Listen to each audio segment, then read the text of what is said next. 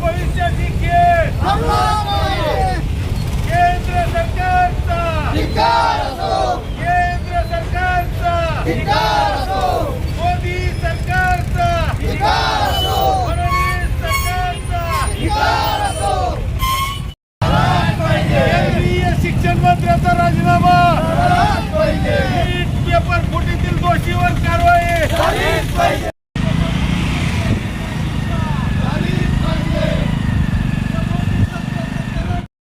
हा विद्यार्थी मला इथे दिसला. हा ITI केलेला विद्यार्थी आहे. याला जवळपास मला वाटतं 88% मार्क आहेत. 88% मार्क आहे. अप्रेंटिससाठी अर्ज केला.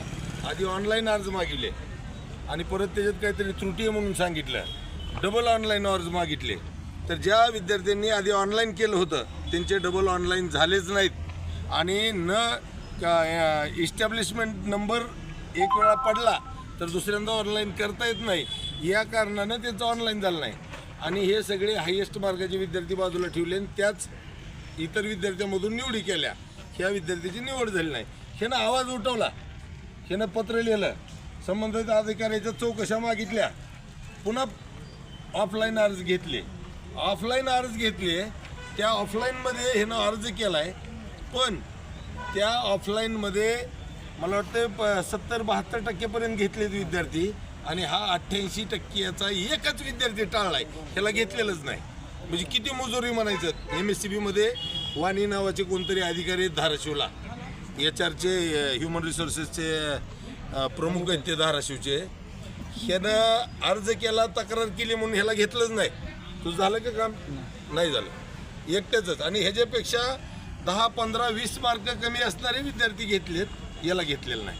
म्हणजे एकूण ही गळचेपी आहे विद्यार्थ्याची, आवाज उठवणाऱ्यांची, जी की सहन केली जाणार नाही. येणाऱ्या काळात हे असंच राहिलं पक्षाच्या वतीनं आणखीन उग्र आंदोलनं केलं जातील आणि या सरकारला खाली खेचण्यासाठी जे शक्य ते प्रयत्न केले जातील. वास्तव एकूणच पाहता आज देशामध्ये शेतकरी, व्यावसायिक, उद्योजक, सगळे कष्टकरी, शेतमजूर सगळे अडचणीत आहेत. सरकारच्या चुकीच्या पॉलिसी आहेत, धोरणं चुकीची आहेत, त्याच्यामुळं प्रत्येक घटक हा अडचणीत येतोय. परंतु सगळ्यात गांभीर्याची बाब ही आहे की आता विद्यार्थी अडचणीत आहे. आपण पाहतो की एखादा विद्यार्थी नीट JEE स्वप्न बघतो, ते पूर्ण करण्यासाठी अहोरात्र प्रचंड कष्ट घेतो, दिवसरात्र जागून अभ्यास करतो आणि परीक्षा दिल्यानंतर त्याला कळतं की पेपर फुटला होता. ही एक प्रकारचा मानसिक छळ विद्यार्थ्यांचा चालू आहे आणि ह्याला कुठतरी सरकार जबाबदार आहे. सरकारचा या व्यवस्थेवर अंकुश नाही, सरकारला गांभीर्य नाही, त्याच्यामुळे या सगळ्या गोष्टी घडत आहेत. आरोग्य विभागाचं आपण बघितलं, पेपर फुटले, TETचे पेपर फुटले. कुठली परीक्षा झाली की पेपर फुटायचे आणि एकूण त्या विद्यार्थ्यांचा आता विश्वास उडायला लागलाय की आपण जी मेहनत करतो त्याचा काय उपयोग होणार आहे का नाही. बरं, आता जे आपल्या कानावर आल्यात हे पेपर फुटलेल्याच्या बातम्या कानावर आल्यात. न बातम्या येता किती पेपर फुटले आणि पार पडले ह्याचा अंदाज सुद्धा आपण घेणं कठीण आहे.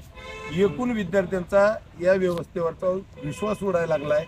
आजचा विद्यार्थी अडचणीत आहे म्हणजे उद्याचं देशाचं भविष्य अडचणीत आहे आणि याच बाबीकडे या बाबी निदर्शनास आणून देण्यासाठी राष्ट्रवादी काँग्रेस शरदचंद्र पवार पक्षाच्या वतीनं आज कळंब येथे शिवाजी महाराज चौक ते तहसील कार्यालय रॅली काढली आणि तहसीलदारांना निवेदन दिलं. या निवेदना थ्रू की सगळ्या परीक्षा पारदर्शक कराव्यात आणि ऑनलाईन न होता OMR शीटवरच ऑफलाईन परीक्षा व्हाव्यात आणि जे काही पेपर फुटीतले दोषी आहेत त्यांच्यावर कारवाई व्हावी.